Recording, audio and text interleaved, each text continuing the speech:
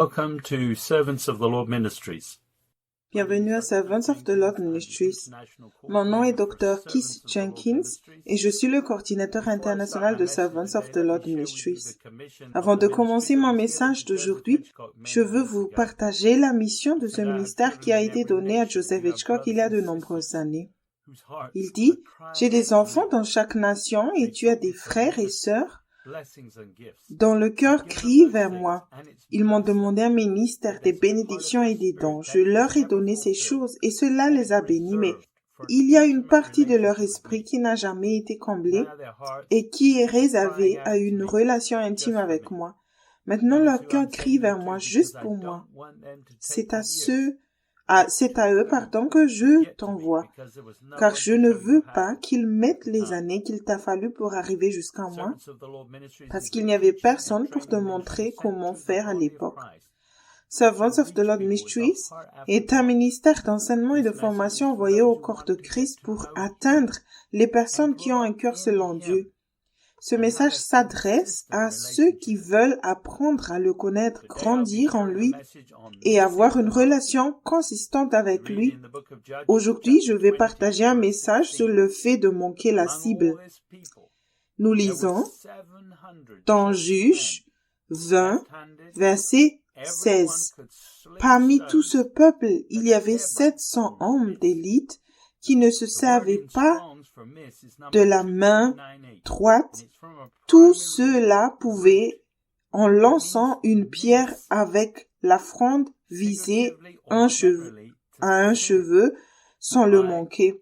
Le mot de strong pour manquer est, qui vient d'une racine primitive proprement manquer. Donc, au sens figuré, en général, péché, par déduction, perdre, manquer, expier, se repentir, égarer, condamner, blâme, porter le blâme, purifier, commettre par faute, tort qu'il a fait perdre, manquer, offenser. Les guerriers gauchers sont décrits comme étant si précis avec leur fronde qu'ils pouvaient viser un cheveu et ne pas rater ni manquer cette cible. Le mot traduit par manquer ici, dans l'hébreu, est traduit de nombreuses fois par le mot péché dans l'Ancien Testament. Nous lisons dans Romains 5, 14. Cependant, la mort a régné depuis Adam jusqu'à Moïse, même sur ceux qui n'avaient pas péché, par une transgression semblable à celle d'Adam, lequel est la figure de celui qui devait venir. Lorsque le péché est arrivé, il a apporté de nombreuses malédictions et la mort avant la loi, et seuls quelques-uns ont pu plaire à Dieu à cette époque par la foi. Paul a dit dans Hébreux, chapitre 11, verset 4, « C'est par la foi qu'Abel offrit à Dieu un sacrifice plus excellent que celui de Caïn. C'est par elle qu'ils fussent déclarés justes, Dieu approuvant ses offrandes, et c'est par elle qu'il parle encore, quoique mort. » Abel a été tué pour avoir été un bon exemple. Abel a apporté un sacrifice agréable par la foi, a pris du temps à prier, et cela a plu à Dieu. Abel a réussi à connaître la bonne offrande dès le premier coup. Son frère a offert l'œuvre de ses propres mains basée sur des œuvres mortes et a été offensé lorsque son offrande a été rejetée. Son frère était un bon exemple et cela a mené une conviction. Au lieu d'admettre que son sacrifice était inacceptable et de se repentir, Caïn a tué son propre frère. Caïn n'était pas prêt à apprendre et il a péri. Dieu ne s'est pas vengé de Caïn, lui donnant immédiatement le temps de se repentir. Abel a été déclaré juste par sa foi. Caïn a vécu 910 ans et il n'y a aucune trace de sa repentance dans la Bible. Les gens vivaient plus longtemps, surtout qu'ils n'avaient que les conséquences du péché pour les aider à reconnaître le péché et à se repentir. Paul a dit dans Romains, chapitre 6, verset 19 jusqu'au verset 22. Romains 6, commençant par le verset 19. Je parle à la manière des hommes à cause de la faiblesse de votre chair, dit Paul. De même, donc, que vous avez livré vos membres comme esclaves à l'impureté, à l'iniquité pour arriver à l'iniquité. Ainsi maintenant livrez vos membres comme esclaves à la justice pour arriver à la sainteté. Verset 20. Car lorsque vous étiez esclaves du péché, vous étiez libres à l'égard de la justice. Verset 21. Quels fruits portiez-vous alors? Des fruits dont vous rougissiez aujourd'hui? Car la fin de ces choses, c'est la mort. Verset 22. Mais maintenant, étant affranchis du péché et devenus esclaves de Dieu, vous avez pour fruit la sainteté et pour fin la vie éternelle. Paul essayait d'expliquer la justice en termes simples à ceux qui utilisaient leur pensée pour essayer de comprendre. Paul a dit que si tu retournes servir le péché, tu seras injuste et que pour être juste, tu dois servir Dieu par le biais du Saint-Esprit. Paul a dit dans Éphésiens chapitre 2, verset 8 jusqu'au verset 10. Je lis Éphésiens chapitre 2, commençons par le verset 8. Car c'est par la grâce que vous êtes sauvés, par le moyen de la foi. Et cela ne vient pas de vous, c'est le don de Dieu. Verset 9. Ce n'est point par les œuvres afin que personne ne se glorifie. Verset 10. Car nous sommes son ouvrage ayant été créés en Jésus-Christ pour de bonnes œuvres que Dieu a préparées d'avance afin que nous les pratiquons. Tu obtiens le pardon des péchés grâce à la croix pour pouvoir entendre la voix de Dieu et faire les œuvres qu'il a prévues au lieu des tiennes. Paul a dit dans 2 Timothée 4, chapitre 4, versets 7 et 8. 2 Timothée 4, verset 7. J'ai combattu le bon combat, j'ai achevé la course, j'ai gardé la foi. Verset 8. Désormais, la couronne de justice m'est réservée. Le Seigneur, le juste juge, me la donnera dans ce jour-là, et non seulement à moi, mais encore à tous ceux qui auront aimé son avènement. Paul recevait sa couronne de justice parce qu'il avait gardé le cap que Dieu avait fixé pour lui.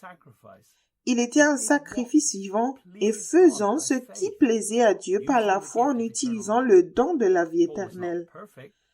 Paul n'était pas parfait, alors il a réagi à la conviction et s'est repenti chaque jour que cela était nécessaire. Jean a dit dans 1 Jean chapitre 1 versets 8 et 9.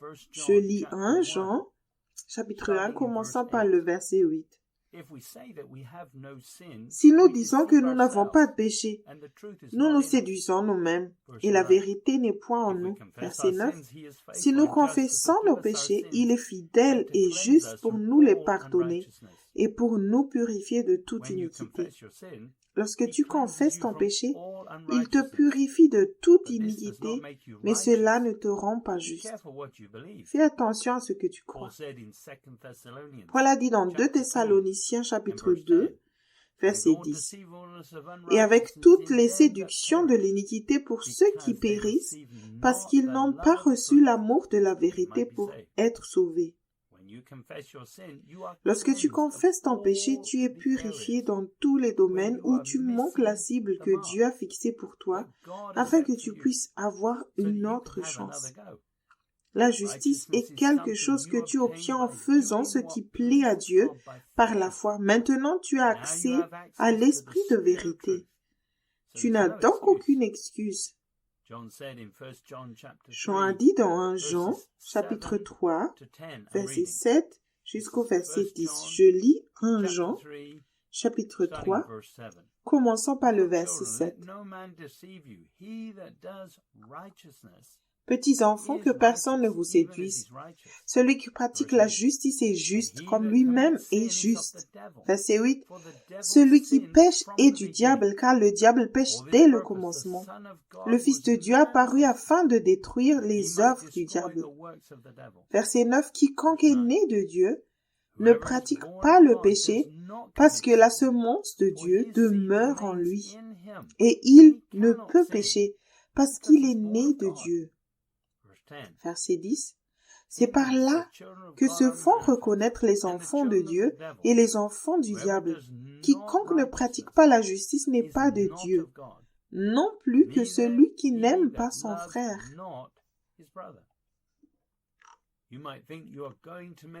Tu penses peut-être que tu vas aller au paradis simplement parce que tu es né de nouveau, mais tu dois examiner tes fruits.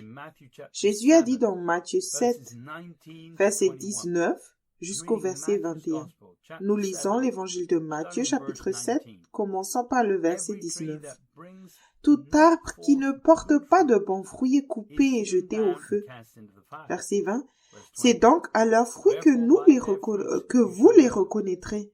Verset 21.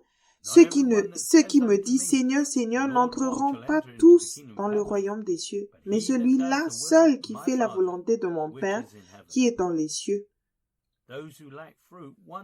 Ceux qui manquent de fruits, c'est-à-dire le fruit de l'esprit, veulent accomplir la convoitise de la chair parce qu'ils ont plutôt écouté l'offre du diable. Comment quelqu'un qui a le Saint-Esprit peut-il être trompé autrement?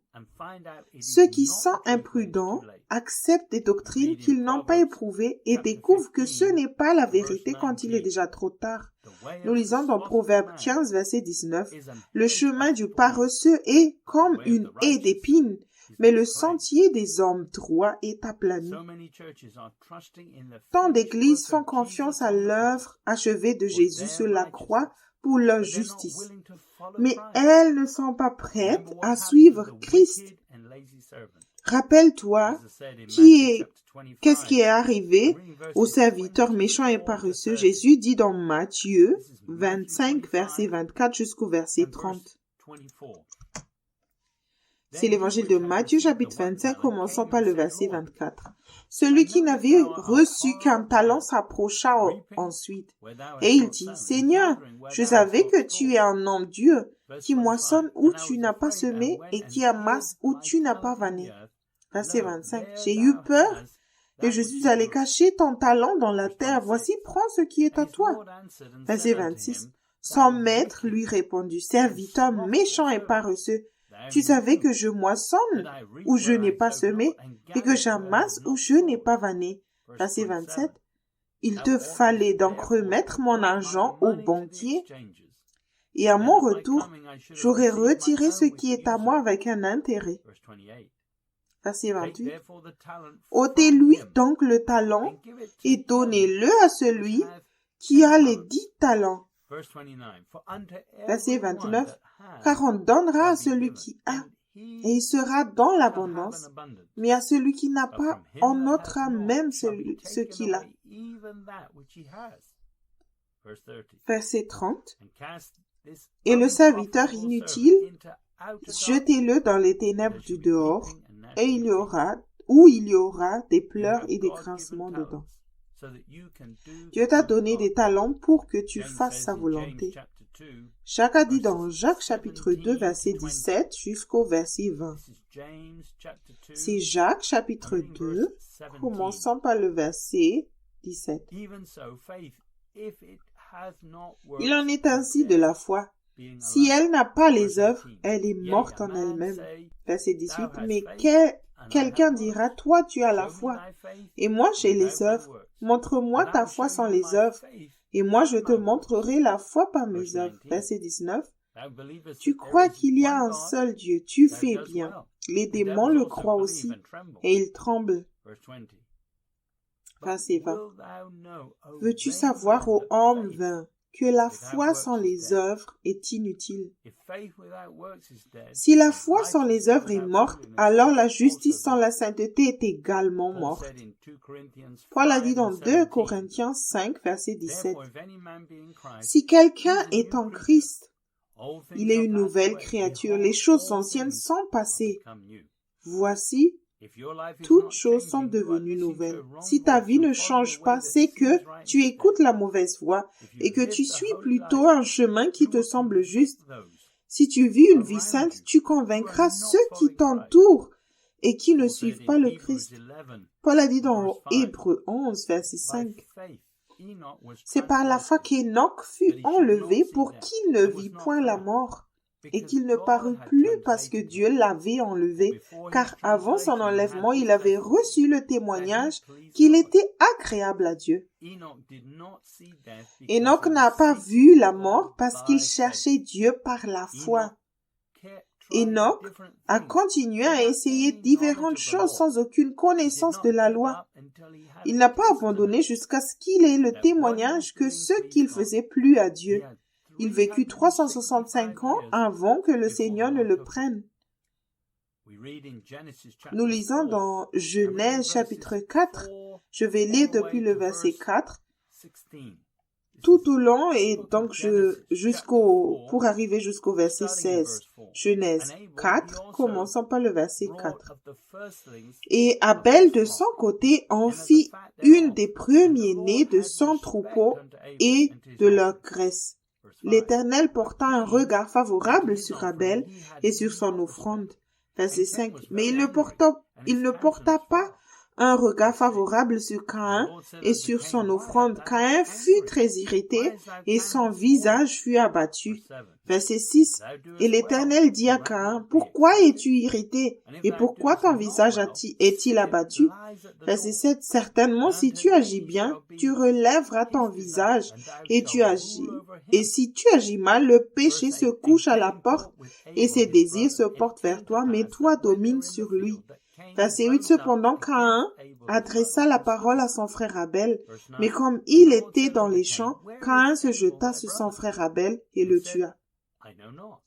Verset 9. L'Éternel dit à Caïn, où est ton frère Abel? Il répondit, je ne sais pas.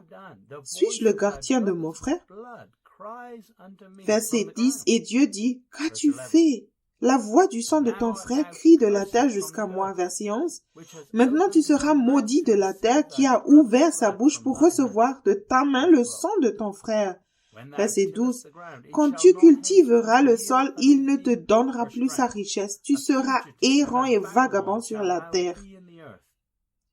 Verset 13. Caïn dit à l'Éternel, mon châtiment est trop grand pour être supporté. Verset 14. Voici, tu me chasses aujourd'hui de cette terre. Je serai caché loin de ta face. Je serai errant et vagabond sur la terre, et quiconque me trouvera me tuera. Verset 15. L'Éternel lui dit, si quelqu'un tuait Caïn, Caïn serait vengé cette fois. Et l'Éternel mit un signe sur Caïn pour que quiconque le trouverait ne le tuât point. Verset 16. Puis Caïn s'éloigna de la face de l'Éternel et habita dans la terre de Nod, à l'orient d'Éden. And Cain went out from the presence of the Lord and dwelt in the land of Nod, on the east of Eden. Enoch a également vu la grâce et la miséricorde de Dieu dans la façon dont Dieu a traité Caïn, en lui donnant le temps de se repentir. Cela a donné à Enoch de la foi et de l'espérance. Pierre a dit dans 2 Pierre, chapitre 3, verset 9, jusqu'au verset 14. C'est 2 Pierre 3, commençons par le verset 9. Le Seigneur ne tarde pas dans l'accomplissement de la promesse comme quelques-uns le croient, mais il use de patience envers vous, ne voulant pas qu'aucun périsse, mais voulant que tous arrivent à la repentance. Verset 10, le jour du Seigneur viendra comme un voleur. En ce jour, les cieux passeront avec fracas, les éléments embrasés se dissoudront, et la terre, avec les œuvres qu'elle renferme, sera consumée. Verset 11, puisque toutes ces choses doivent se dissoudre, quelles ne doivent pas être la sainteté de votre conduite et votre piété. Verset 12, tandis que vous attendez et hâtez l'avènement du jour de Dieu, à cause duquel les cieux enflammés se dissoudront et les éléments embrassés se fondront.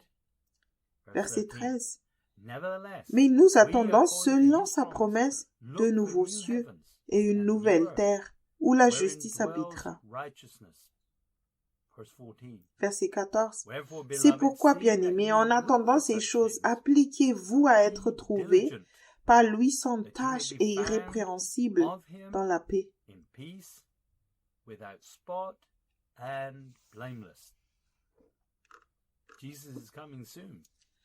Jésus arrive bientôt, mais il continue de retarder son arrivée pour donner à plus de gens une chance de se repentir et d'entrer dans le royaume de Dieu avant qu'il ne soit trop tard. C'est maintenant Le moment de te préparer, tu dois être diligent pour être trouvé en Christ lorsqu'il apparaîtra. Il ne suffit pas de naître de nouveau pour entrer dans le royaume de Dieu. Tu dois être sans tache et irréprochable pour être prêt pour son apparition. Paul a dit dans Actes 17, versets 30 et 31. Actes 17, commençons par le verset 30. Dieu, sans tenir compte des temps d'ignorance, annonce maintenant à tous les hommes, en tout lieu, qu'ils aient à se repentir. Verset 31. Parce qu'il a fixé un jour où il jugera le monde selon la justice par l'homme qu'il a désigné, ce dont il a donné à tous une preuve certaine en le ressuscitant des morts.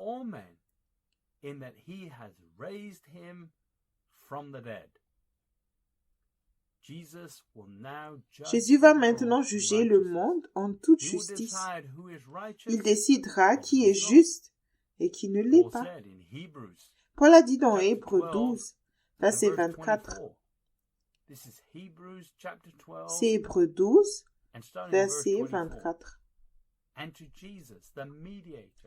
De Jésus qui est le médiateur de la nouvelle alliance et du sang de l'aspersion qui parle mieux que celui d'Abel. Ce sont nos péchés qui ont mis Jésus dans la tombe. Cependant, Jésus aura pitié de ceux qui le suivent et recherchent la justice. Paul a dit dans Philippiens chapitre 3 versets 8 et 9. Je lis le livre de Philippiens 3 verset 8, commençons par le verset 8. Et même, je regarde toutes choses comme une perte à cause de l'excellence de la connaissance de Jésus-Christ mon Seigneur, pour lequel j'ai renoncé à tout, et je les regarde comme de la boue afin de gagner Christ. Verset 9.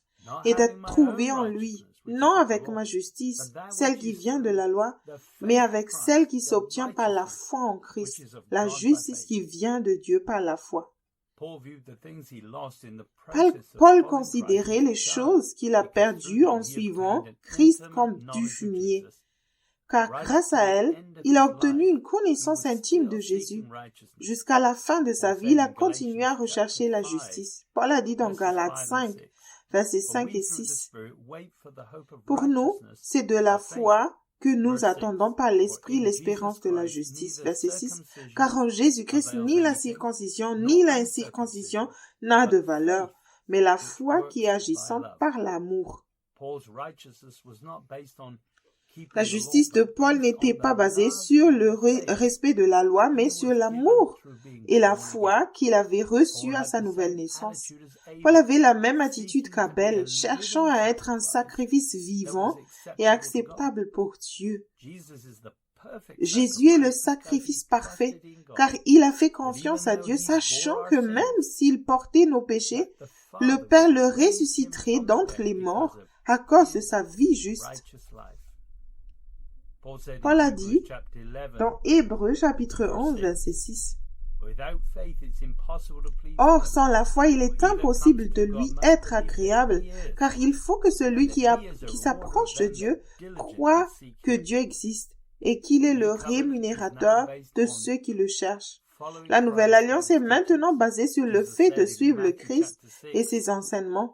Jésus a dit dans Matthieu 6, verset 33, « Cherchez premièrement le royaume et la justice de Dieu, et toutes ces choses vous seront données par-dessus. » Paul a vu personnellement comment Dieu a pourvu à ses besoins. Paul a dit dans Philippiens chapitre 4, verset 19 au verset 20. Je lis Philippiens chapitre 4, commençons par le verset 19. « Et mon Dieu pourvoira à tous vos besoins selon sa richesse avec gloire en Jésus-Christ. » Verset 20. « À notre Dieu et Père, soit la gloire au siècle des siècles. Amen. »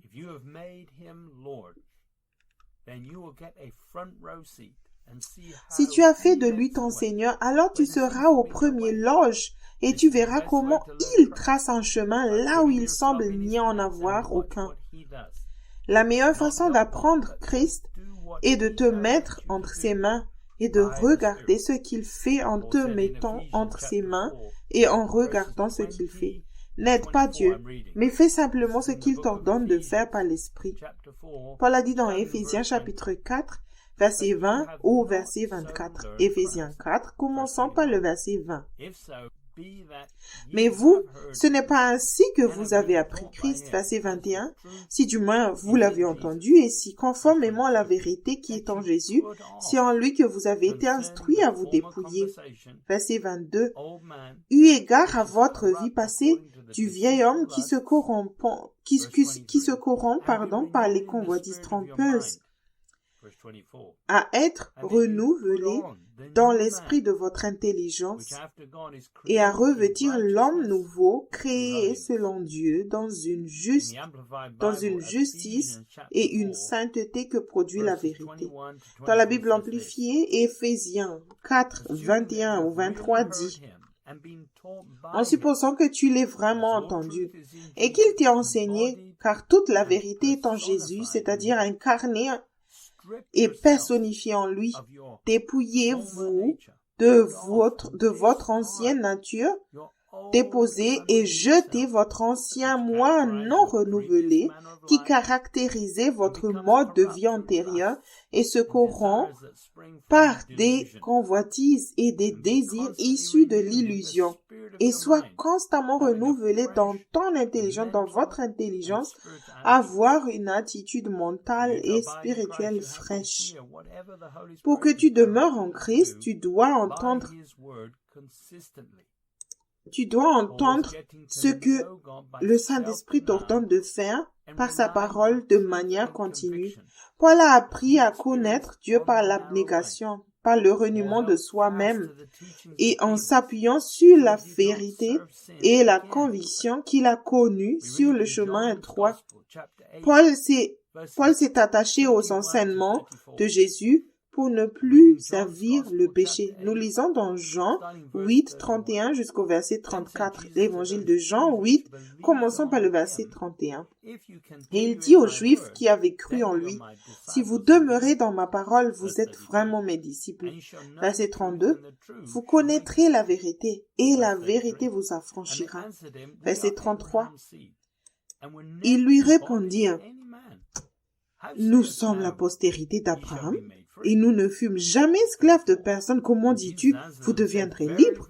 Verset 34, en vérité, je vous le dis, leur répliqua Jésus, quiconque se livre au péché est esclave du péché. Si tu ne te réponds pas quand tu es convaincu, tu fais encore tes œuvres mortes en te trompant toi-même et en trouvant des excuses au péché. Si tu n'apprends pas de tes erreurs, alors le Saint-Esprit n'est pas ton professeur.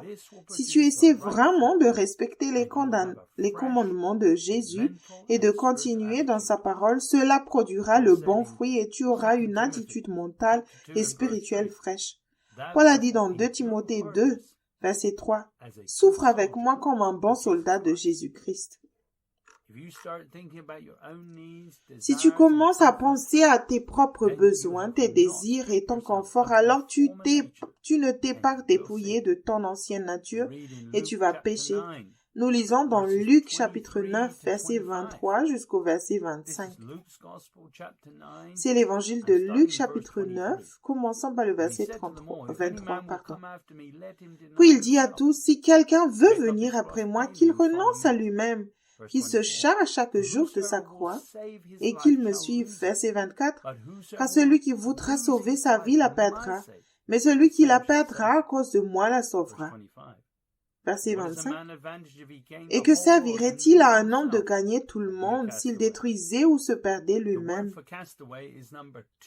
Le mot pour se perdre est le numéro 2210 dans Strong, qui veut dire blesser, c'est-à-dire par réflexe ou passivement subir un préjudice, être jeté, recevoir un dommage, perdre, subir une perte. Si tu perds des choses dans ce monde pour avoir suivi Christ, tu devrais te réjouir. C'est un signe que tu ne seras pas un perdant, c'est-à-dire un rejeté. Si tu te préoccupes de cette vie et que tu essaies de toujours la sauver, tu finiras par perdre ta vie. et ton caractère selon Jésus. Il n'y a rien dans ce monde qui en veille la peine. Tu subiras des pertes dans cette vie et tu perdras toutes tes récompenses que tu aurais pu avoir en t'empêtrant dans ce monde, et en ne faisant pas la volonté de Dieu. Le diable te rendra confortable dans une prison pour que tu ne te rendes pas compte que tu perds ta vie et il te donnera un certain succès mondain pour que tu t'endormes spirituellement. Nous lisons dans Jérémie 9, verset 23 au verset 25. Jérémie 9, commençons par le verset 23. Ainsi parle l'Éternel, que le sage ne se glorifie pas de sa sagesse, que le fort ne se glorifie pas de sa force, que le riche ne se glorifie pas de sa richesse. Verset 24. Mais que celui qui veut se glorifie d'avoir de l'intelligence et de me connaître, de savoir que je suis l'Éternel qui exerce la bonté, le droit et la justice sur la terre, car c'est à cela que je prends plaisir, dit l'Éternel. Verset 25, voici les jours viennent, dit l'Éternel, où je châtierai tous les circoncis qui ne le sont pas de cœur. Dans le livre Mes brebis entendent ma voix, édition révisée, au chapitre 1, page 6, Joseph Hitchcock dit, il écrit, « Aujourd'hui, le succès semble être le thème de la plupart des églises. Si ça a du succès, ça doit être bon. Cependant, certaines des personnes les plus impies du monde sont ont le plus grand succès. Il y a beaucoup de gens qui mentent, trichent et volent pour avoir du succès. Je ne dis pas que c'est mal d'avoir du succès, mais faire du succès mondain ton objectif est une tromperie qui a malheureusement fait son chemin dans l'Église. Même si tu l'obtiens, qu'est-ce que tu as vraiment? Tu as gagné quelque chose qui n'a qu'une valeur temporelle. Dieu t'a envoyé sur cette planète dans un but précis, et il te fournira tout ce dont tu as besoin pour accomplir cette mission. Paul dit dans 2 Corinthiens 4, 17 et 18. 2 Corinthiens 4, commençons par le verset 17. Car nos légères afflictions du moment présent produisent pour nous, au-delà de toute mesure, un poids éternel de gloire. Verset 18, parce que nous regardons non point aux choses visibles, mais à celles qui sont invisibles, car les choses visibles sont passagères et les invisibles sont éternelles. L'affliction légère est aussi une confirmation que tu es sur le chemin étroit en suivant Christ, car le diable est le Dieu de ce monde. Ce que tu gagnes dans cette vie, tu ne peux pas l'emporter avec toi, car c'est temporel. L'œuvre du diable est basée sur des mensonges qui induisent les gens à échanger quelque chose d'éternel contre quelque chose de temporel. Paul a dit dans Hébreux 12, verset 15 jusqu'au verset 17. Hébreux 12, commençons par le verset 15. Veillez à ce que nul ne se prive de la grâce de Dieu, à ce qu'aucune racine d'amertume poussant des rejetants ne produise du trouble et que plusieurs n'en soient infectés. Verset 16. À ce qu'il n'y ait ni impudique ni profane comme Ésaü, qui pour un mets vendit son propre droit d'aînesse. Verset 17. Car vous savez comment, par la suite, lorsqu'il aurait voulu hériter de la bénédiction, il a été rejeté, car il n'a trouvé aucun lieu de repentance, bien qu'il l'ait cherché soigneusement avec des larmes. Si tu es peut-être amer parce que tu penses aux choses que tu as perdues en suivant Jésus, et que tu ne veux plus chercher le royaume, tu as des problèmes avec Dieu ou un dossier avec Dieu, réponds-toi, car tu as besoin de la grâce de Dieu dans ce monde sombre, enténébré, pas de ces choses sur lesquelles tu te reposais. Jésus a dit dans Jean 10, 10, « Le voleur ne vient que pour dérober, égorger et détruire. Moi, je suis venu afin que les brebis aient la vie et qu'elles soient dans l'abondance. » Beaucoup ne croient pas à l'abondance de Dieu par la recherche de son royaume et sa justice. Le fruit est que beaucoup craignent de lâcher prise et de faire de Jésus leur Seigneur. Le diable te remettra à l'aise si tu le sers pour que tu ne vois pas les récompenses éternelles qui te sont volées quand tu sers Jésus. Quand tu sers, Jésus a dit dans Matthieu 6, 24, 25, c'est l'évangile de Matthieu chapitre 6, commençant par le verset 24. Nul ne peut servir deux maîtres, car ou il haïra l'un et aimera l'autre, ou il s'attachera à l'un et méprisera l'autre. Vous ne pouvez servir Dieu et maman. Verset 25. C'est pourquoi je vous dis, ne vous inquiétez pas pour votre vie, de ce que vous mangerez, ni pour votre corps, de quoi vous serez vêtus. La vie n'est-elle pas plus que la nourriture et le corps plus que le vêtement? Paul échangeait le temporel contre l'éternel et en renonçant à lui-même et en prenant sa croix. La croix est l'endroit où tu perds quelque chose de temporel, de mondain dans ce monde pour gagner quelque chose d'éternel. Tu es censé déposer les choses qui t'alourdissent au pied de la croix et les laisser là. Tu ne peux pas les emporter avec toi de toute façon. Ce sont des choses dont tu n'as pas besoin et qui ne feront que te retenir dans ta course par la foi. Mais tu peux douter et, à cause de ton incrédulité, justifier de les reprendre pour être à l'aise. David a également fait l'expérience du bâton de Christ, de la croix de Christ, pour le garder sur les bons chemins. David a dit dans Psaume 23, verset 1 jusqu'au verset 4. Psaume 23, commençons par le verset 1. Cantique de David, l'Éternel est mon berger, je ne manquerai de rien. Verset 2. Il me fait reposer dans de verts pâturages, il me dirige près des eaux paisibles. Verset 3. Il restaure mon âme, il me conduit dans les sentiers de la justice à cause de son nom. Verset 4. Quand je marche dans la vallée de l'ombre de la mort, je ne crains aucun mal, car tu es avec moi. Ta houlette et ton bâton me rassurent. Ceux qui vivent dans ce monde finiront par désobéir à Dieu et renonceront à l'héritage qu'ils auraient pu avoir. Tu devrais être exposé à écouter des messages puissants et savoir que toutes les promesses ont été données aux disciples qui suivaient le Christ. À quand remonte la dernière fois où tu as été corrigé et où tu t'es repenti? Jésus te corrigera avec amour. Mais si tu n'es pas en Christ, tu connaîtras la condamnation. Paul prêchait la croix qui est une folie pour certains. Paul a dit dans 1 Corinthiens chapitre 1, verset 17 au verset 21. C'est 1 Corinthiens chapitre 1, commençant par le verset 17. Ce n'est pas pour baptiser que Christ m'a envoyé, c'est pour annoncer l'évangile. Et cela sans la sagesse du langage, afin que la croix de Christ ne soit pas rendue vaine. Verset 18. Car la prédication de la croix est une folie pour ceux qui périssent, mais pour nous qui sommes sauvés, elle est une puissance de Dieu. Verset 19. Aussi est-il écrit, je détruirai la sagesse des sages, et j'anéantirai l'intelligence des intelligents. Verset 20.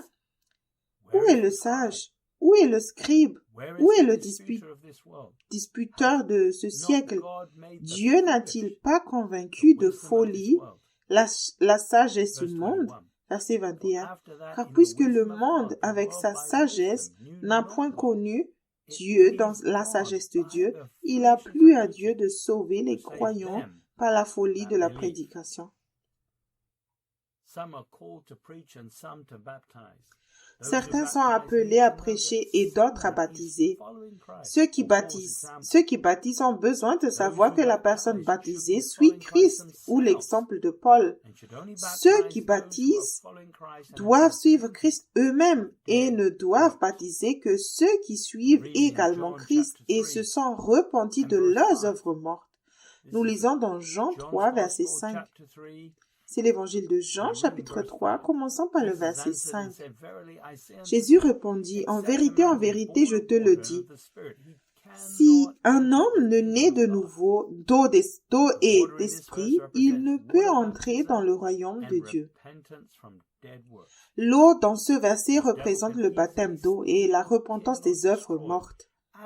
Le diable peut facilement voler, tuer ou détruire à sa guise ceux qui sont nés de nouveau et qui vivent dans une prison qu'ils ont eux-mêmes créée. Le diable n'a pas besoin de travailler dur. Il te donne simplement ce que tu désires, puis tu le convoites et tu ne peux plus t'en passer. Normalement, une personne qui est née de nouveau devrait déclencher l'alarme, mais à cause de leur orgueil et de leur peur de l'échec, beaucoup se taisent. Pour plus d'informations sur une prison sans limite évidente,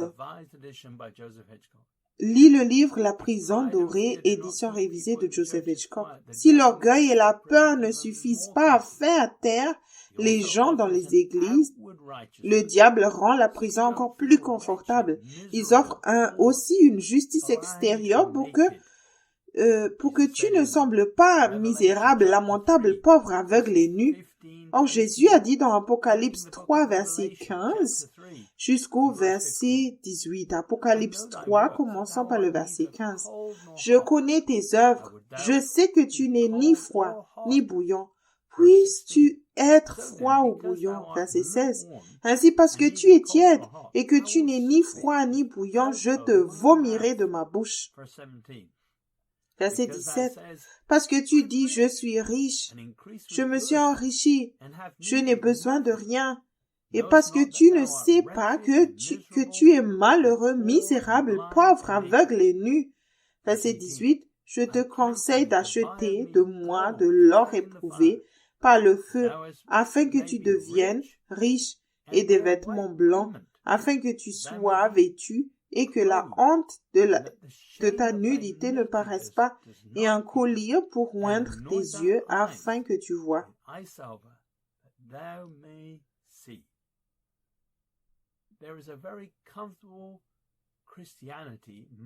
Il existe un christianisme très confortable que la plupart des croyants suivent. Mais la fin de ce chemin est la mort. Nous lisons dans Proverbes 14, versets 12 et 13. C'est le livre des Proverbes, chapitre 14, commençant par le verset 12. « Telle voie paraît droite à un homme, mais son issue, c'est la voie de la mort. » Verset 13. « Au milieu même du rire, le cœur peut être affligé et la joie peut finir par la détresse. » Les chrétiens à l'aise voient souvent le péché comme le fait de s'amuser un peu dans la vie et que Dieu est le problème. Beaucoup croient en un mensonge selon lequel si tu sers Dieu, tu ne t'amuseras plus jamais pour le reste de ta vie. Si tu crois ce mensonge, tu vis encore dans les ténèbres. Dieu n'est jamais le problème. Si tu es à l'aise dans cette vie, alors tu cours un grand danger. Paul a dit dans 1 Timothée 6, verset 9 au verset 11. C'est 1 Timothée, chapitre 6, commençant par le verset 9. « Mais ceux qui veulent s'enrichir tombent dans la tentation, dans le piège et dans beaucoup de désirs insensés et pernicieux qui plonge les hommes dans la ruine et la perdition. » Verset 10. « Car l'amour de l'argent est une racine de tous les maux, et quelques-uns, en étant possédés, se sont égarés loin de la foi et se sont jetés eux-mêmes dans bien des tourments. » Verset 11. « Pour toi, homme de Dieu, fuis ces choses, et recherche la justice, la piété, la foi, l'amour, la patience, la douceur. » Le mot fuir dans Strong est le numéro 5343. C'est apparemment un verbe primaire qui veut dire s'enfuir, au sens propre ou figuré par implication, fuir, par analogie disparaître, s'échapper, fuir loin. Les croyants insensés ont la certitude qu'ils peuvent gérer le monde et pensent qu'ils peuvent même servir Dieu et l'argent. Paul a dit à Timothée de fuir la vie confortable. C'est la première étape. Tu ne peux pas poursuivre la justice sans fuir d'abord l'amour de l'argent. Tu manqueras la cible parce que tu penses toujours à ce monde et tu tomberas dans la tentation. Paul a dit dans Colossiens 3, verset 1, jusqu'au verset 4. Colossiens 3, commençons par le verset 1. Si donc vous êtes ressuscités avec Christ, cherchez les choses d'en haut, où Christ est assis à la droite de Dieu. Verset 2. Affectionnez-vous aux choses d'en haut et non à celles qui sont sur la terre. Verset 3. Car vous êtes morts et votre vie est cachée avec Christ en Dieu. Verset 4. Quand Christ, votre vie, paraîtra, alors vous paraîtrez aussi avec lui dans la gloire. Dans la Bible amplifiée, Colossiens 3, 3 dit « Car en ce qui concerne ce monde, tu es mort, et ta vie nouvelle, réelle, est cachée avec Christ en Dieu. Ce n'est que sur le chemin étroit que tu atteindras la cible que Dieu a fixée pour toi. Ceux qui sont en dehors de Christ manquent la cible parce qu'ils veulent faire leur volonté à la place. Leur pensée n'est pas fixée sur les choses spirituelles. En fait, ils sont irrésolus. Jacques a dit dans Jacques 4, verset 8, « Approchez-vous de Dieu, et il s'approchera de vous. Nettoyez vos mains, pécheurs, purifiez vos mains, hommes irrésolus. »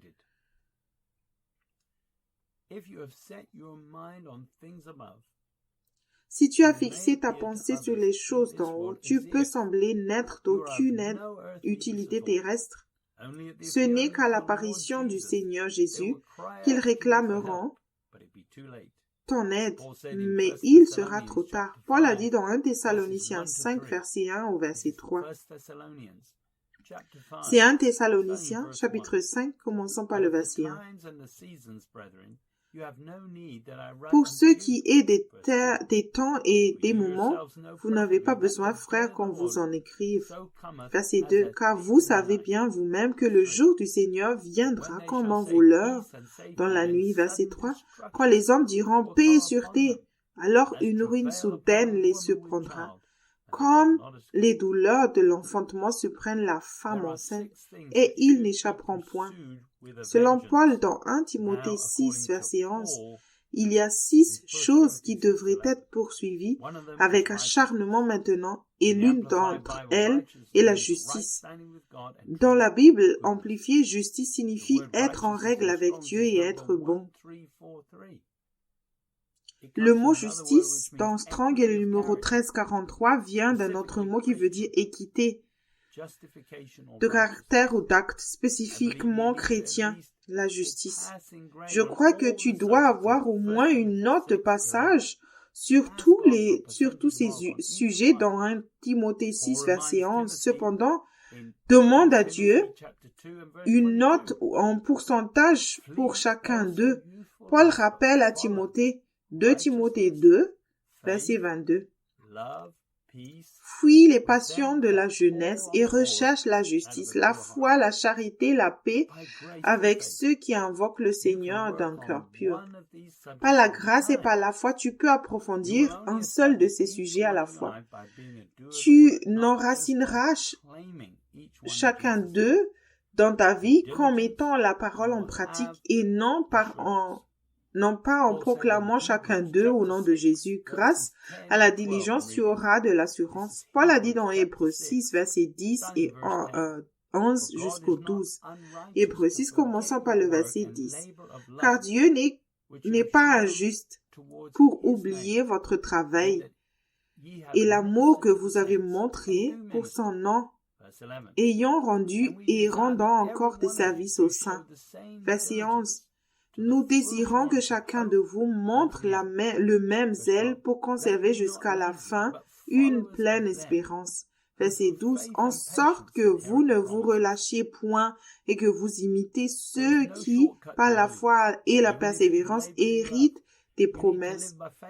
Il n'y a pas de raccourci vers la sainteté, même si tu as travaillé dans l'amour, tu dois vivre par la foi et par la patience. Hériter aussi des promesses, tu dois être polyvalent et ne pas te concentrer sur un seul aspect. Tu as le temps d'apprendre avec l'aide du Saint-Esprit. Si tu as fait quelque chose qui a plu à Dieu, c'est qu'il t'a dirigé, non pas toi. Paul a dit dans Philippiens 2, verset 12 jusqu'au verset 16. C'est Philippiens 2, commençons par le verset 12.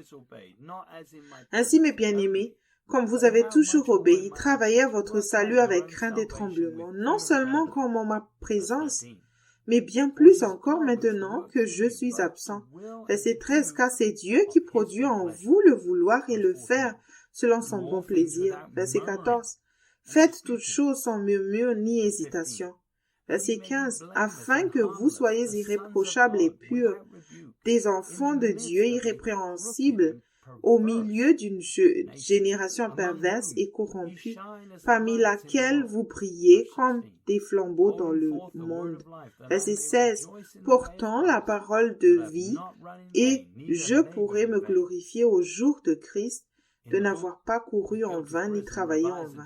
Dans le livre La prison dorée, édition révisée au chapitre 6, page 59, Joseph Hitchcock écrit: tu ne peux être trempé que lorsque tu es dans la chair. La tromperie vient de ta décision de pécher. Tu ne peux pas être trempé sans ta coopération.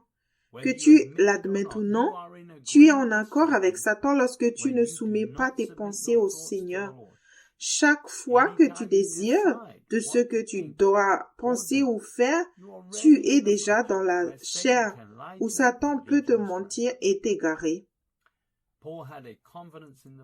Paul avait une confiance dans la chair avant sa conversion, mais il allait dans la mauvaise direction. Paul était zélé pour la justice de Dieu, mais il suivait une voie qui semblait juste en persécutant les saints. Il a même ignoré les mauvais fruits. Il aurait été facile pour Paul d'être simplement religieux après être né de nouveau, mais voici ce qui s'est passé lors de sa conversion, Nous lisons dans Actes 9, verset 3 au verset 5. C'est Actes, chapitre 9, commençons par le verset 3. Comme il était en chemin et qu'il approchait de Damas, tout à coup, une lumière venant du ciel resplendit autour de lui. Verset 4. Il tomba par terre et il entendit une voix qui disait: « Saul, Saul, pourquoi me persécutes-tu » Verset 5. Il répondit: « Qui es-tu, Seigneur » Et le Seigneur dit: « Je suis Jésus que tu persécutes. Il te serait dur de regamber contre les aiguillons. » Après que le Seigneur Jésus-Christ eut confronté Paul sur le chemin de Damas, il a cessé de lutter contre la conviction. Et toi, Paul dit dans Éphésiens 5, verset 14, jusqu'au verset 17. Je lis Éphésiens, chapitre 5, commençons par le verset 14. C'est pour cela qu'il est dit, réveille-toi, toi qui dors, relève-toi d'entre les morts, et Christ t'éclairera. Verset 15. Prenez donc garde de vous conduire avec circonspection, non comme des insensés, mais comme des sages. Verset 16. Rachetez le temps, car les jours sont mauvais. Verset 17. C'est pourquoi ne soyez pas inconsidérés, mais comprenez quelle est la volonté du Seigneur. Le mot exactement, ou circonspection, dans Strong, il est le numéro 199 et c'est un adverbe du même mot qui veut dire exactement circonspect, diligent, parfait. Dans la Bible amplifiée, Éphésiens 5, verset 15 dit: « Regarde donc attentivement comment tu marches. Vis précisément, dignement et avec exactitude, non pas comme des gens imprudents et sans esprit, mais comme des sages, des personnes sensées et intelligentes. Es-tu intelligent et raisonnable? Ta justice implique maintenant d'être diligent. Pour demeurer en Christ, tu dois faire tout ce que le Saint-Esprit te demande de faire. Nous lisons dans Proverbes 3, versets 5 et 6. C'est Proverbes, chapitre 3, commençons par le verset 5. Confie-toi en l'Éternel de tout ton cœur et ne t'appuie pas sur ta sagesse. Verset 6. Reconnais-le dans toutes tes voies et il aplanira tes sentiers. Si tu n'as pas une bonne relation avec le Saint-Esprit, tu n'es pas juste par la foi. Dieu a des normes élevées, mais tu peux apprendre une chose à la fois et il te donne le temps de te repentir. Si tu ne changes pas, tu n'étais pas allé à la racine de ton péché en écoutant le Saint-Esprit. Jésus a dit dans Matthieu 25, verset 1 au verset 4. C'est Matthieu, l'évangile de Matthieu, chapitre 25, commençant par le verset 1.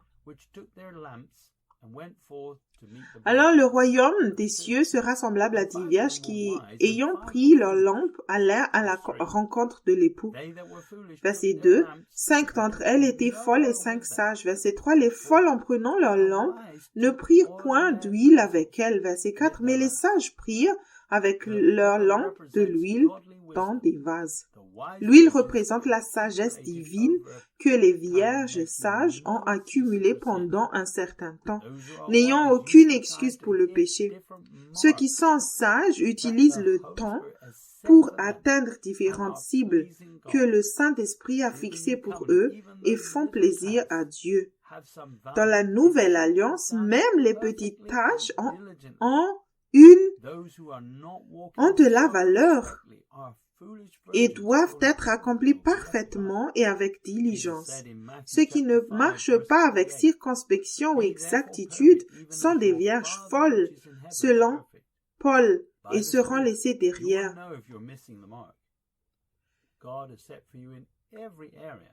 Jésus dit dans Matthieu 5, 48, « Soyez donc parfaits comme votre Père céleste est parfait. » C'est pas l'esprit que tu sauras si tu manques le but de Dieu que Dieu a fixé pour toi dans tous les domaines. Jésus s'adressait au jeune homme riche.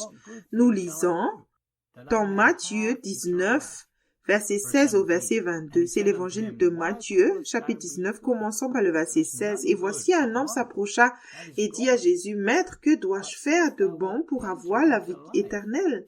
Verset 17. Il lui répondit, « Pourquoi m'interroges-tu sur ce qui est bon? Un seul est bon. Si tu veux entrer dans la vie, observe les commandements. Lesquels lui dit-il? » Verset 18. Et Jésus répondit, « Tu ne tueras point, tu ne commettras point d'adultère, tu ne déroberas point, tu ne diras point de faux témoignages. » Verset 19. « Honore ton père et ta mère, et tu aimeras ton prochain comme toi-même. » Verset 20. Le jeune homme lui dit, « J'ai observé toutes ces choses, que me manque-t-il encore ?»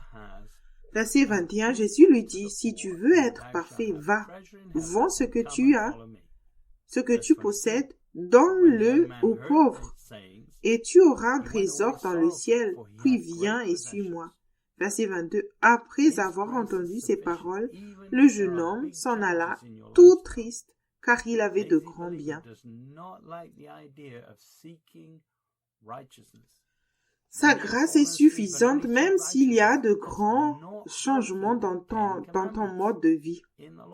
Le croyant paresseux n'aime pas l'idée de rechercher la justice. Beaucoup se sont endormis et ne voient la justice que comme le fait de ne pas enfreindre les 10 commandements de la loi, comme le jeune homme riche. Ceux qui sont à l'aise ne voient pas ce qui les empêche d'avoir la vie éternelle. Cependant, si tu t'engages sur le chemin étroit, tu découvriras bientôt la pression que Dieu apporte. Et il prendra soin de tout ce qui l'invoque d'un cœur pur. Essaie de prier comme ceci. Dieu, ne me bénis pas si je vis dans le péché. Envoie plutôt quelqu'un pour me dire de me repentir. Utilise n'importe qui pour me parler si je n'écoute pas ta voix. Utilise la Bible, les circonstances ou n'importe quoi pour me réveiller afin que je puisse voir mon péché et me repentir.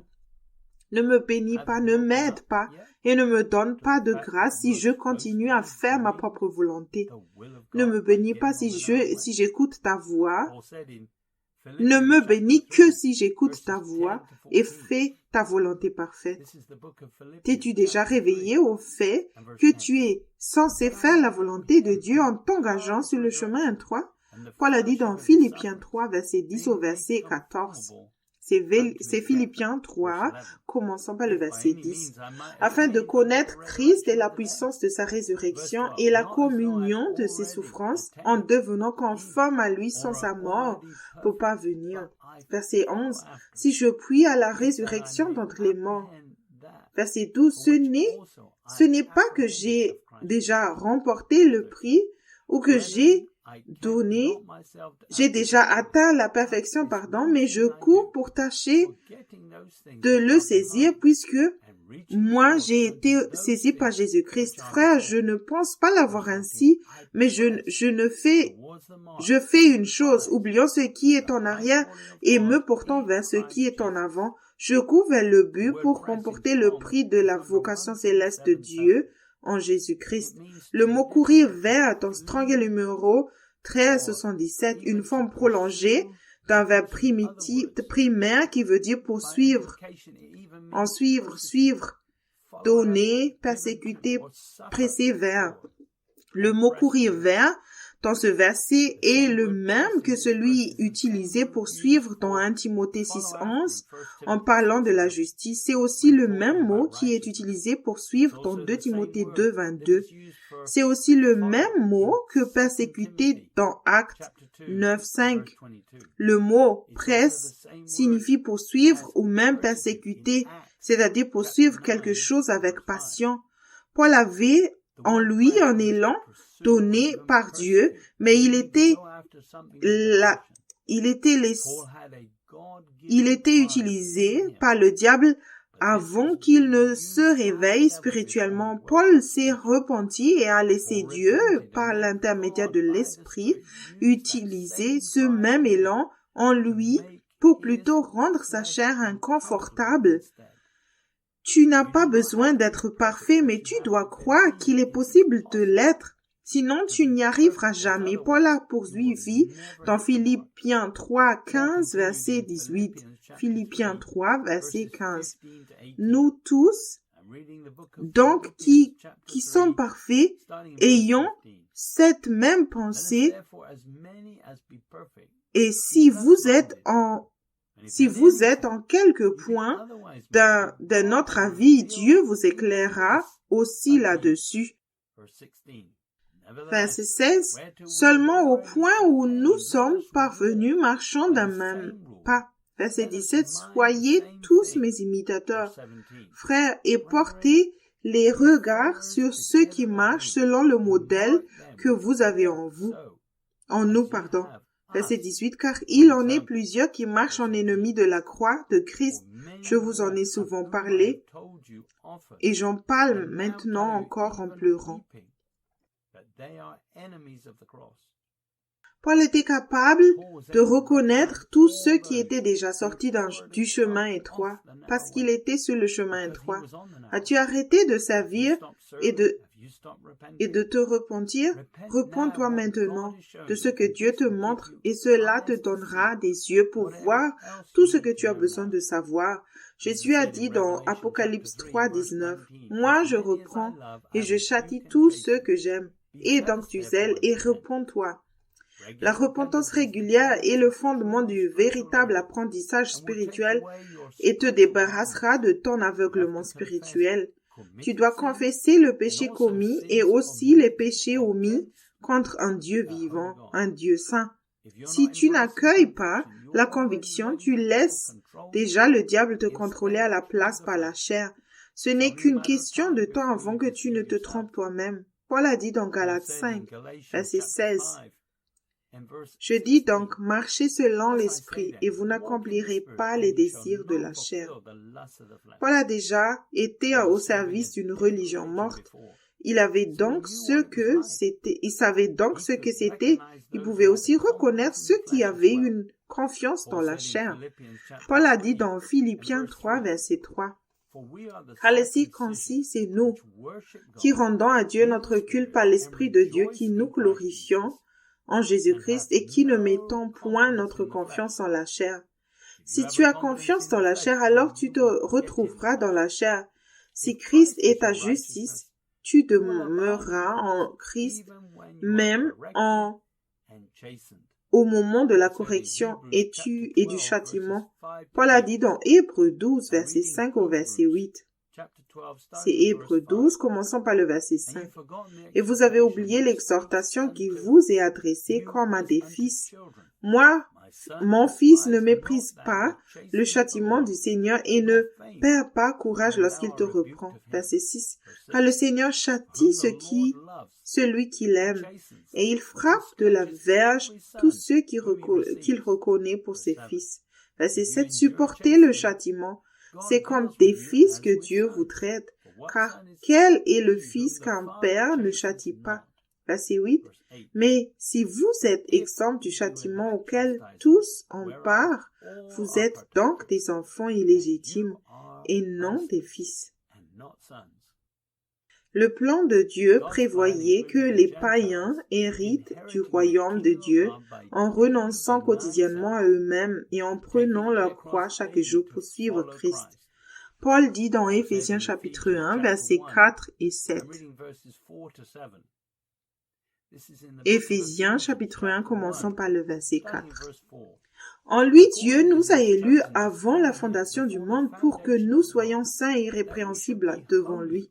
Verset 5, nous ayons prédestinés dans son amour à être ses enfants d'adoption par Jésus-Christ, selon le bon plaisir de sa volonté.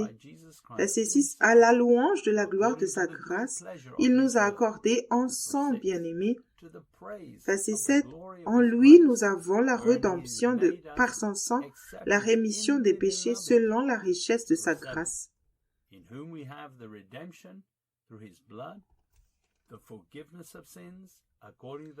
Ceux qui entrent en Christ sont prédestinés à ressembler à Christ. Ceux qui ne le font pas ne ressemblent pas du tout à Christ. L'adoption des Juifs était prévue, mais ils ont choisi une forme extérieure de justice à la place parce qu'ils voulaient toujours être le Seigneur de leur vie. Ils ont aussi écouté le diable parce qu'ils ne voulaient pas être conformés à l'image de Christ par le châtiment du Saint-Esprit. En agissant ainsi, les Juifs ont rejeté Christ comme Seigneur. Nous lisons dans Jean, chapitre 1, versets 11 et 12. C'est l'évangile de Jean, chapitre 1, verset 11.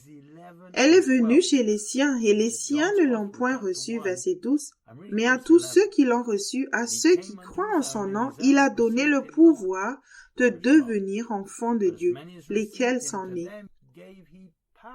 Paul était également préoccupé par le fait que certains allaient rejeter le Christ en se basant sur un mauvais cœur d'incrédulité. Paul a dit dans Hébreux 3, verset 12 jusqu'au verset 14. C'est Hébreux 3, commençons par le verset 12.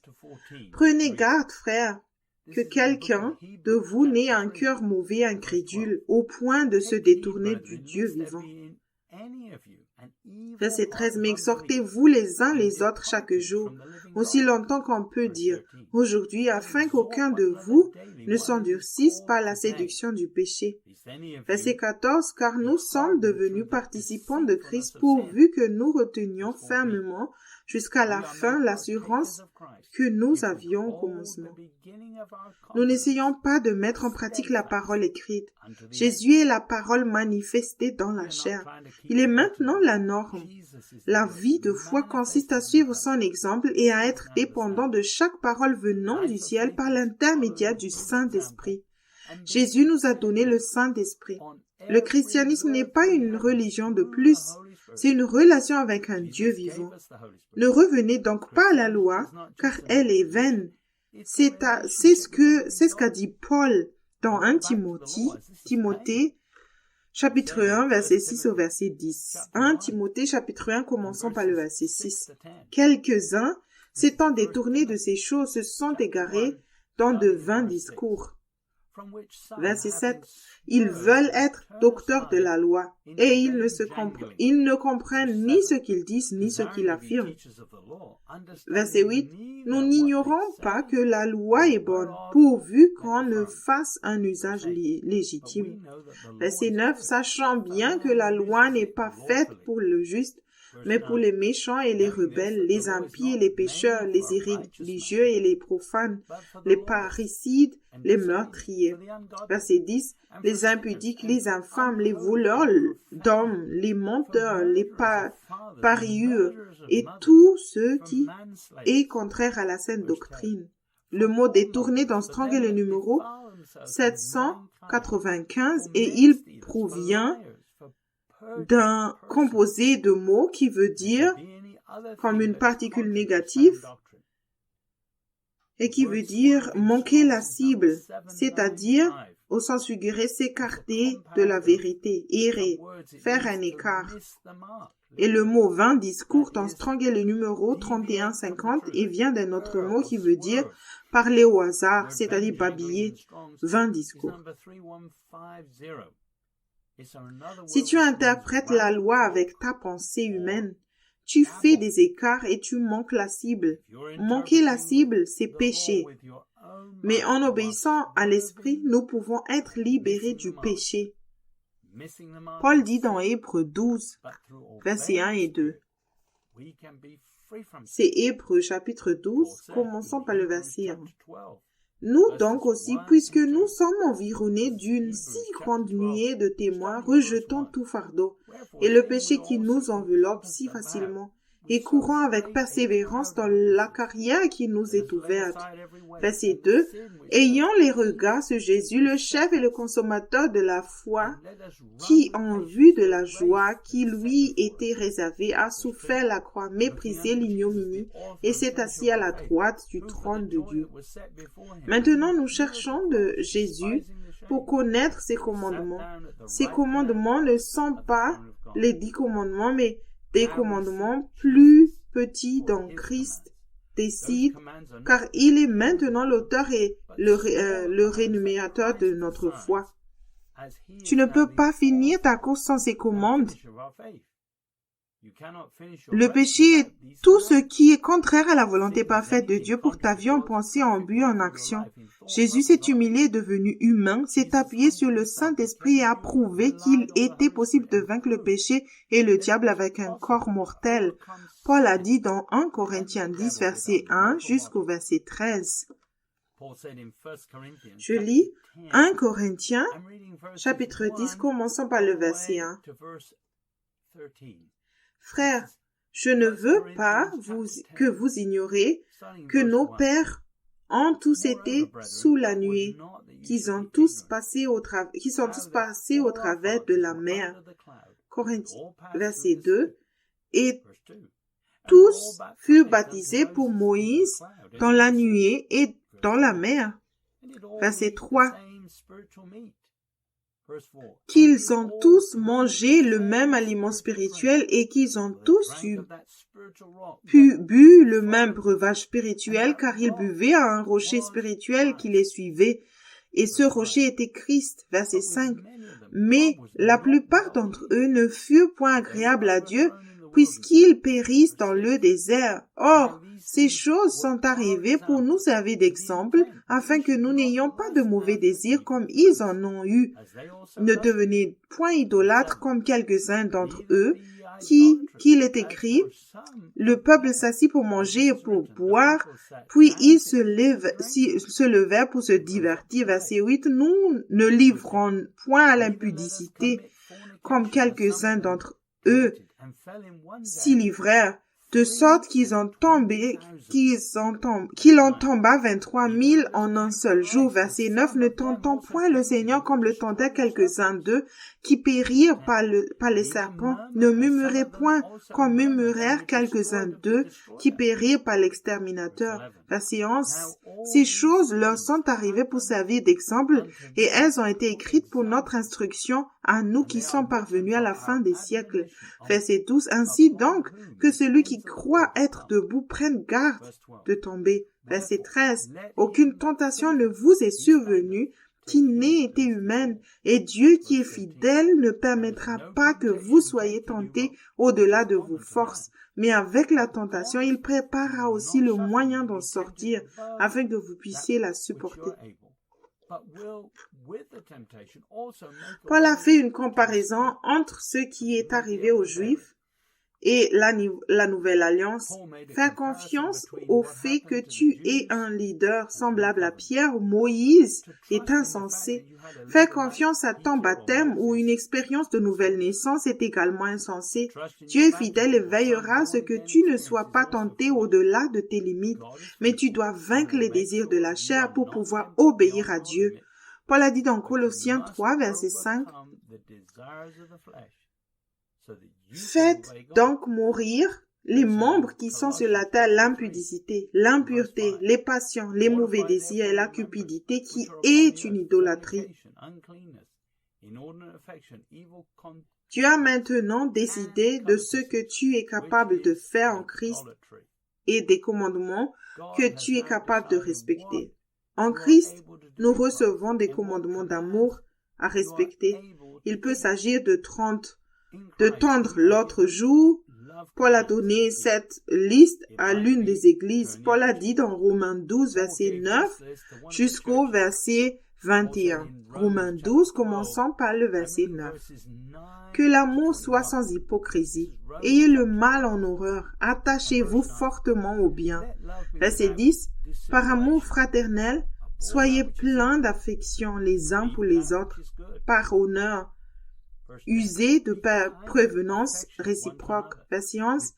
Ayez du zèle et non de la paresse. Soyez fervents d'esprit. Servez le Seigneur. Verset 12. Réjouissez-vous en espérance. Soyez patients dans l'affliction. Persévérez dans la prière. Verset 13. Pourvoyez aux besoins des saints. Exercez l'hospitalité. Verset 14. Bénissez ceux qui vous persécutent. Bénissez et ne maudissez pas. Verset 15. Réjouissez-vous avec ceux qui se réjouissent, pleurez avec ceux qui pleurent. Verset 16. Ayez les mêmes sentiments les uns envers les autres. N'aspirez pas à ce qui est élevé, mais laissez-vous attirer par ce qui est humble. Ne soyez point sages à vos propres yeux. Verset 17. Ne rendez à personne le mal pour le mal. Recherchez ce qui est bien devant tous les hommes. Verset 18. S'il est possible, autant que cela dépend de vous, soyez en paix avec tous les hommes. Verset 19.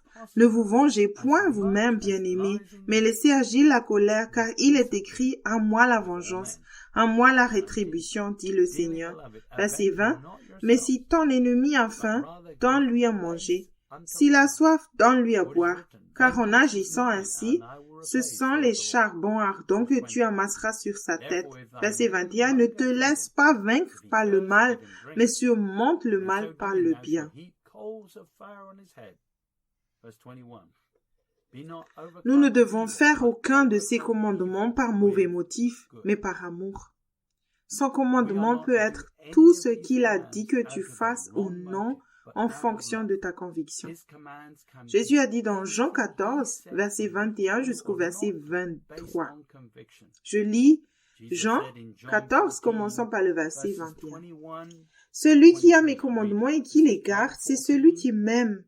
Et celui qui m'aime sera aimé de mon Père. Je l'aimerai et je me ferai connaître à lui. Verset 22. Jude, non pas l'Iscariote, lui dit, « Seigneur, d'où vient que tu te feras connaître à nous et non au monde ?» Verset 23, Jésus lui répondit, « Si quelqu'un m'aime, il gardera ma parole, et mon Père l'aimera, nous viendrons à lui et nous ferons notre demeure chez lui. » Lorsque je fais quelque chose par amour pour lui, je développe mon amour pour Dieu. Ces commandements ne sont pas les mêmes pour tout le monde.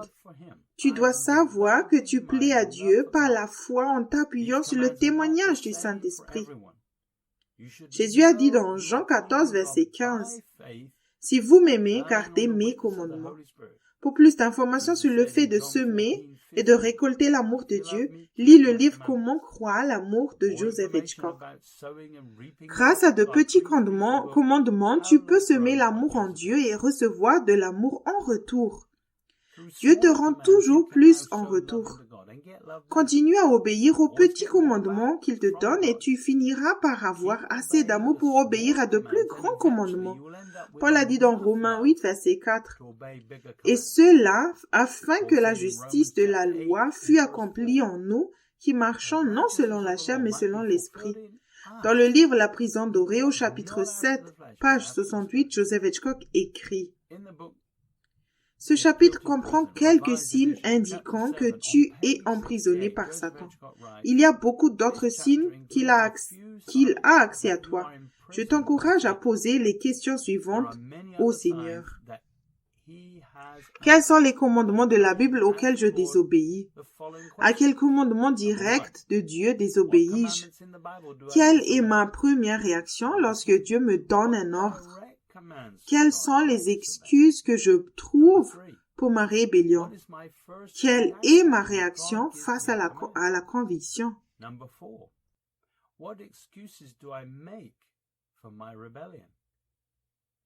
Une désobéissance constante dans n'importe quel domaine est une forte indication que tu es prisonnier de Satan. Je t'encourage à utiliser ces questions pour examiner les fruits de ta vie. Ce chapitre n'énumère que quelques indicateurs qui montrent que tu es dans la chair et que Satan exerce un certain contrôle sur toi. En cherchant le Seigneur, il te montrera d'autres domaines d'emprisonnement où tu es en prison donc. Le mot manqué à la forme causale est traduit par purifier ou porter la faute. Jésus a accompli la loi pour nous afin que ceux qui demeurent en lui accomplissent aussi la loi. Paul était un produit de l'œuvre de Dieu. Il avait été changé en suivant Christ, en gardant ses commandements. Avant, il essayait de respecter la loi et n'a pas changé. Les commandements de Jésus sont accompagnés de la grâce pour que tu puisses obéir par la foi et être juste. Paul a dit dans 2 Corinthiens 5, 21, Celui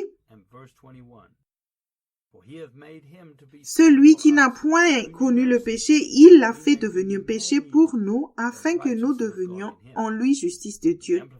Dans la Bible amplifiée, 2 Corinthiens 5, 21 dit, pour nous, il a fait le Christ virtuellement un péché, lui qui ne connaissait pas le péché, afin que, en lui et par lui, nous devenions dotés, considérés comme étant dons et exemples de la justice de Dieu, ce que nous devions être, approuvés, acceptables et en bonne relation avec lui par sa bonté.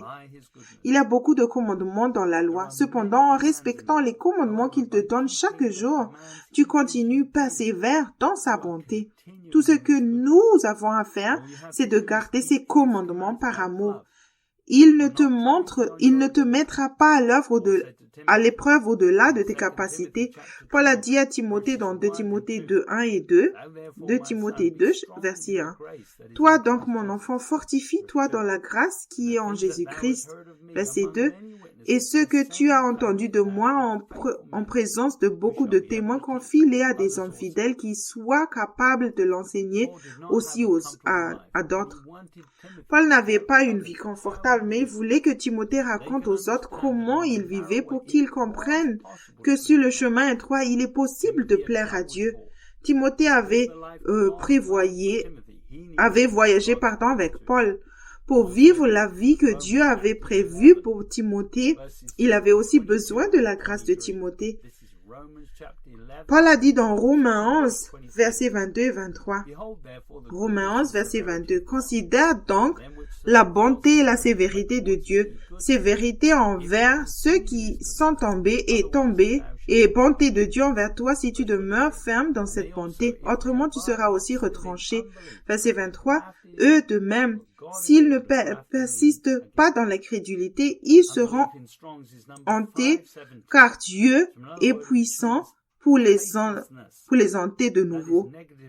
L'incrédulité, selon Strong, est le numéro 570 tiré d'un autre mot qui veut dire l'absence de foi, c'est-à-dire négativement l'incrédulité, manquer de foi chrétienne, ou positivement l'infidélité. Désobéissance. Ce qui a provoqué le retranchement des Juifs, c'est l'incrédulité.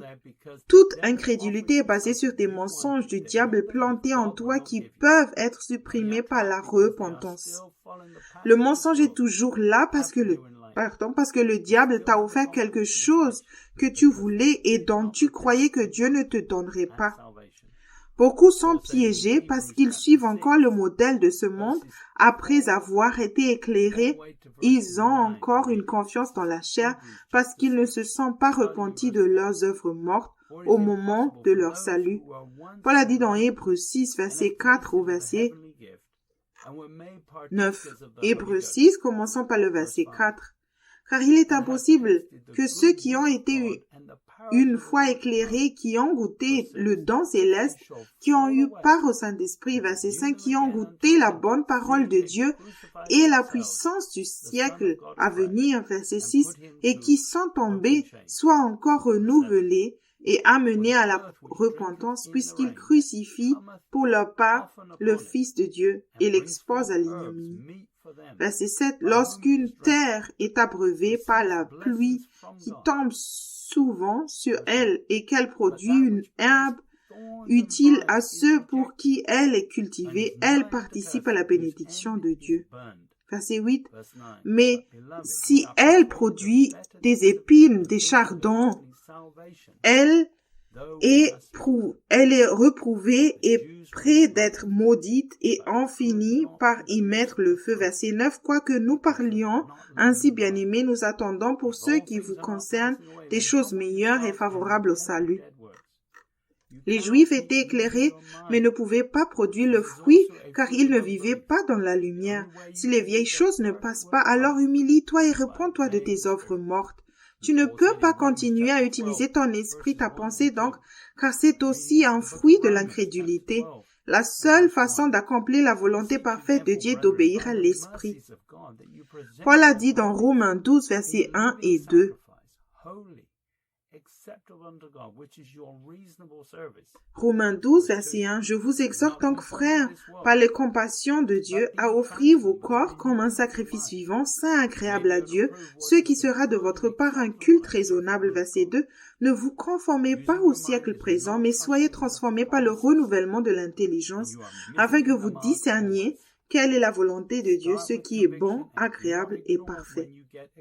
Utiliser ta pensée naturelle signifie ne pas faire confiance aux promesses et tu rates toujours la cible. Commence par la conviction et ne passe pas outre la tristesse divine quand tu as un chagrin. Paul a dit dans Éphésiens 4, verset 30, « N'attristez pas le Saint-Esprit de Dieu, par lequel vous avez été scellés pour le jour de la rédemption. » Dans le livre Éveillez-vous, le temps touche à sa fin, volume 1, Fondation pour la maturité spirituelle, dans le chapitre 11, pages 162 et 163, Joseph Hitchcock écrit « Comment Dieu peut-il être juste et équitable en te condamnant pour quelque chose que tu n'as pas réellement fait? Lorsque tu as l'intention dans ton cœur de péché, Dieu commence à te condamner à ce stade. Tu perds ta paix et ta joie et tu ne peux pas apprécier d'être dans la présence de Dieu. Pourquoi? Parce que Dieu regarde la plénitude de tes pensées. Il sait ce qui se passera si tu avances dans le péché. Alors il te condamne au stade de la pensée. Il juge tes pensées en fonction de sa capacité à voir la fin depuis le début. C'est un principe extrêmement important. Tu dois comprendre pourquoi Dieu te condamne au niveau des pensées, même si tu n'as pas agi en conséquence. Si tu résistes à la conviction, tu es encore comme Paul sur le chemin de Damas. Cela montre que tu recherches une justice qui n'a rien avec Dieu. Tu finiras par être tranché si tu ne te repens pas. Paul a dit dans 1 Corinthiens 6, verset 9 au verset 11, 1 Corinthiens 6, verset 9, « Ne savez-vous pas que les injustes n'hériteront point le royaume de Dieu? Ne vous y trompez pas, ni les impudiques, ni les idolâtres, ni les adultères, ni les efféminés, ni les infâmes, ni les voleurs, ni les cupides, ni les ivrognes, ni les outrageux, ni les ravisseurs n'hériteront le royaume de Dieu. » Verset 11, « Et c'est là ce que vous étiez quelques-uns de vous. Mais vous avez été lavés, mais vous avez été sanctifiés, mais vous avez été justifiés au nom du Seigneur Jésus-Christ et par l'Esprit de notre Dieu. »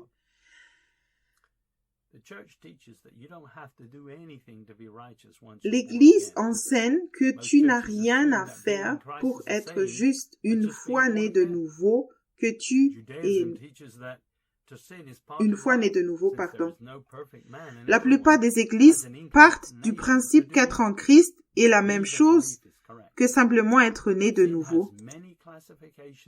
Le judaïsme enseigne que péché fait partie de la vie, puisqu'il n'y a pas d'homme parfait et que tout le monde a une tendance à faire le mal. Aucune de ces deux croyances n'est juste. Le péché a plusieurs classifications et degrés, mais la signification prépondérante est celle de manquer la cible. Paul a dit dans Romains 7, verset 10 jusqu'au verset 14.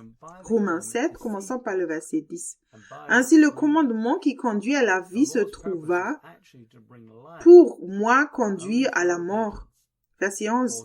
Car le péché saisissant l'occasion de me séduisit par le commandement et par lui me fit mourir. Le but de la loi était en fait d'apporter la vie, mais seulement par la repentance. Paul a dit dans Romains 7, maintenant, verset 12 au verset 14, « La loi donc est sainte et le commandement est saint, juste et bon. » Verset 13, « Ce qui est bon a-t-il donc été pour moi une cause de mort? Loin de là. Mais c'est le péché, afin qu'il se manifestât comme péché en me donnant la mort par ce qui est bon, et que par le commandement, il devint condamnable au plus haut point. » Verset 14, « Nous savons en effet que la loi est spirituelle, mais moi, je suis charnel, vendu au péché. » Paul cherchait la justice en obéissant au commandement. Pourtant, lorsqu'il a essayé, il n'a pas respecté la norme à chaque fois. Il a été trompé et réalisé plus tard que le problème était la nature humaine, cherchant une justice qui n'était pas celle de Dieu. Paul a dit dans Romains 8, versets 7 et 8. C'est Romains, chapitre 8, commençant par le verset 7. Car l'affection de la chair est inimitié contre Dieu, parce qu'elle ne se soumet pas à la loi de Dieu, et qu'elle ne le peut même pas. Verset 8. Or, ceux qui vivent selon la chair ne sauraient plaire à Dieu. Enoch et Abel ont plu à Dieu en cherchant, en frappant, en apprenant et en se repentant. Enoch a obtenu la faveur divine sur la base de sa foi et a continué à essayer d'atteindre la cible jusqu'à ce qu'il plaise à Dieu. Enoch est aussi un exemple pour l'Église. Enoch ne s'est pas excusé, n'a pas eu de prétexte pour continuer à pécher et à continuer à apprendre de ses erreurs et à croire en la miséricorde de Dieu. Il croyait aussi que Dieu enverrait un jour un rédempteur pour enlever tous ses péchés afin de pouvoir vivre en présence de Dieu par la foi. Il croyait qu'il n'y avait pas de déchéance avec Dieu. Enoch a compris que Dieu ne voulait pas que quelqu'un périsse, mais qu'il atteigne son but. Et en étant en Christ, je peux atteindre cette cible et ne pas être jugé si je suis zélé pour les œuvres qu'il m'a donné à faire. En Christ, je ne respecte pas la loi au départ, mais j'ai la possibilité de tirer sur la cible que Jésus m'a destinée. Je peux respecter les commandements de Jésus car il ne me mettra pas à l'épreuve au-delà de mes capacités. Il devient maintenant l'auteur et le consommateur de ma foi. En obéissant à ses commandements, j'apprends de mes erreurs et je peux aussi augmenter mon niveau d'amour. Finalement, je serai capable de respecter tous les commandements de Dieu et de finir ma course aussi grâce au cadeau de la vie, au don de la vie éternelle. Paul a dit dans Galates, Paul a dit dans Galates 5, verset 13 et verset 14. Frères, vous avez été appelés à la liberté. Seulement ne faites pas de cette liberté un prétexte de vivre selon la chair, mais rendez-vous par l'amour serviteurs les uns des autres. Car toute la loi est accomplie dans une seule parole, dans celle-ci, tu aimeras ton prochain comme toi-même. C'est ainsi que cela a fonctionné dans la vie de Paul. Il a commencé à servir et a fini à accomplir la loi et terminer sa course. Paul a dit dans 2 Corinthiens 5, versets 19 et 20. 2 Corinthiens 5, verset 19. Car Dieu était en Christ, réconciliant le monde avec lui-même, en n'imputant point aux hommes leurs offenses et il a mis en nous la parole de la réconciliation. Verset 20, nous faisons donc les fonctions d'ambassadeurs pour Christ, comme si Dieu exhortait par nous. Nous vous en supplions au nom de Christ, soyez réconciliés avec Dieu.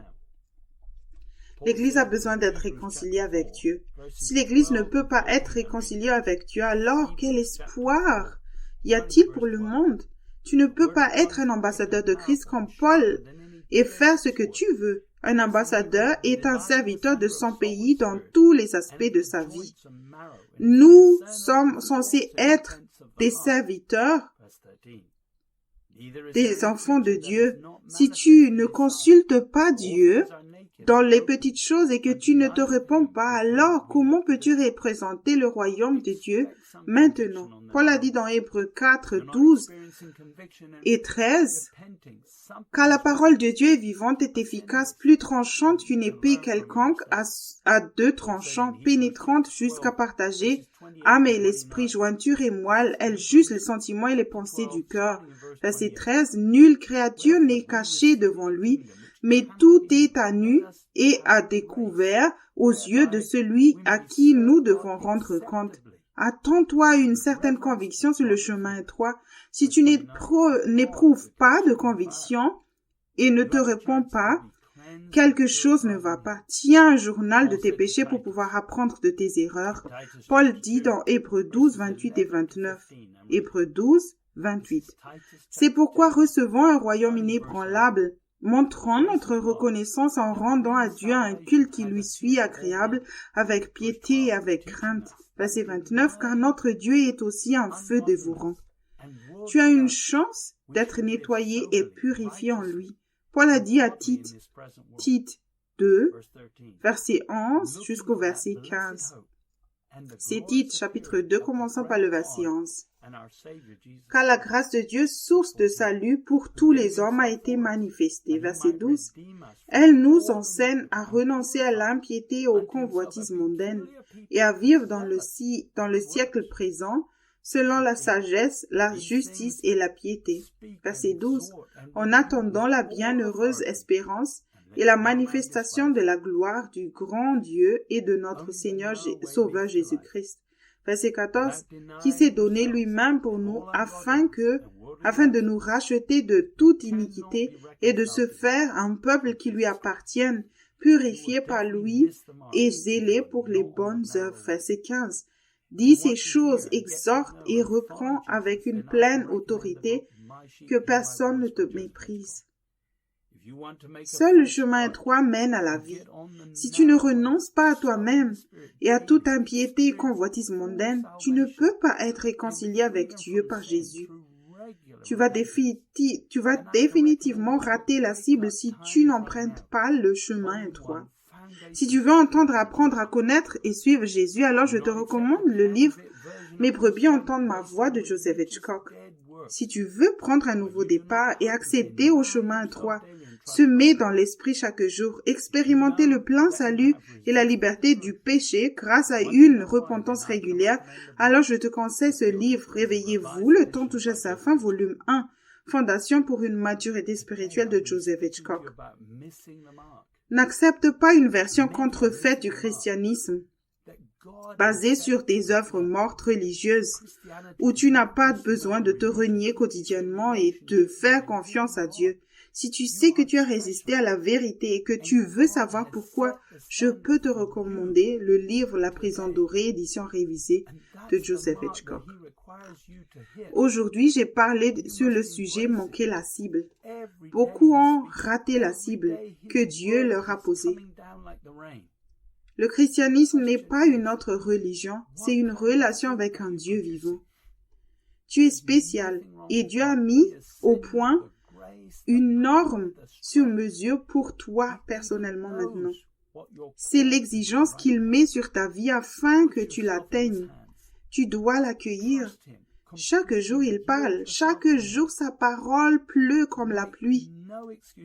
La question est, quel genre de fruits produis-tu? Il n'y a aucun problème du côté de Dieu. Il est saint, il est grand, il a la grâce, la puissance, la force. Même si c'est l'appel que tu dois faire maintenant, livre-toi entre ses mains. Mets entièrement ta confiance sur lui.